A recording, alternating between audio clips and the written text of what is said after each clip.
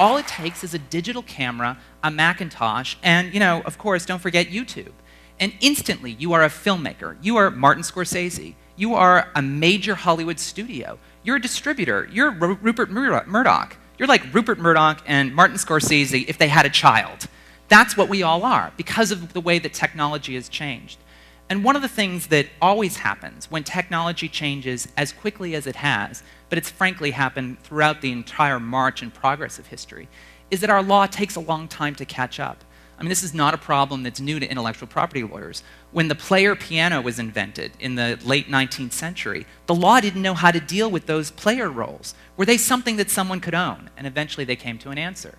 We had all kinds of little blips on the screen as technology has progressed. The VCR presented interesting challenges. Cable television presented interesting challenges. The internet presents interesting challenges. And I think that what's going on now in the interactive digital space is providing perhaps the greatest challenges of all.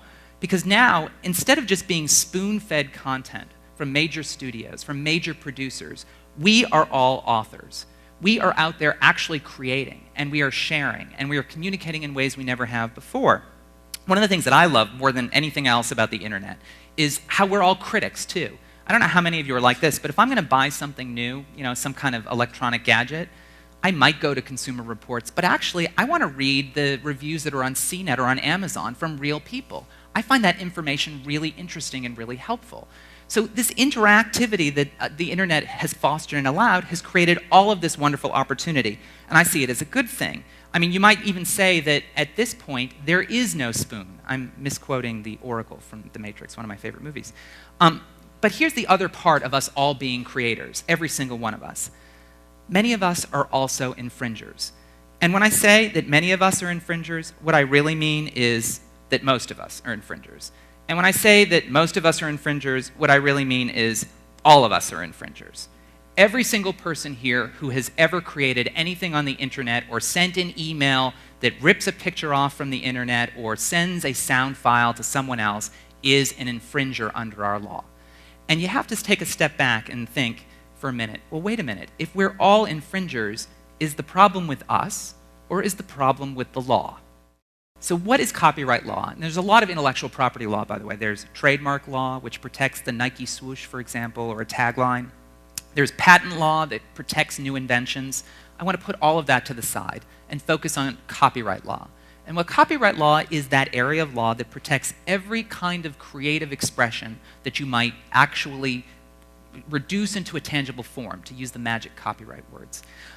Anything that you can see, that you can experience, that's written, that's photographed, and here in the United States, if it was published after 1923, somebody probably owns it.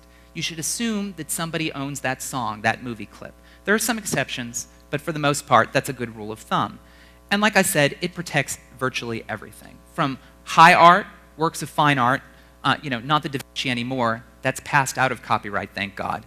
But books, characters, computer software, just about anything is protected by copyright.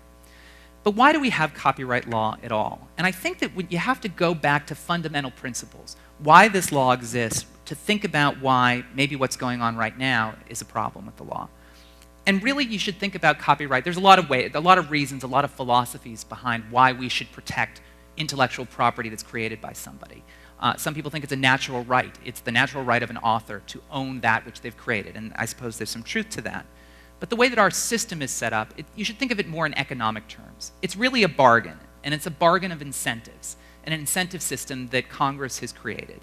The carrot is, I will give you, the author, the creator, the artist, a monopoly. You will have a copyright monopoly for a limited period of time. Right now, that period of time is pretty long. It's the life of a human being author plus 70 years, or if it's a corporation, it's 95 years from the date of creation. That's a really long period of time, and the idea is if I dangle that out in front of you, that is going to be the incentive for you to create, and you will be able to reap the rewards and become, if you're lucky, if you're successful, a multimillionaire. As part of the equation, though, it's not just a system about giving money to authors, giving money to artists. what it's really about is creating a system that incentivizes creative production, because we all benefit from creative production. Think about how artists have led us in philosophy, in thinking, in moving society forward, plus giving us just plain ordinary enjoyment. That is something that, as a matter of our Constitution, really as a matter of First Amendment principles, is important, or we value it as important. And so we, the world, all of us in this room who are consumers, who are avid fans of intellectual property, we also have a place at the table. And that's really, I think, at its heart, what copyright law is about. Do you really believe that any artist, does any artist in this room believe that they wouldn't be producing creative works if their great-great-grandchildren couldn't make money off of them? Because that's what we're talking about. Life plus 70 is a really long period of time. Now, that's the doom and gloom. Let me tell you some good news. There are some safety valves in copyright. And the first safety valve is ideas.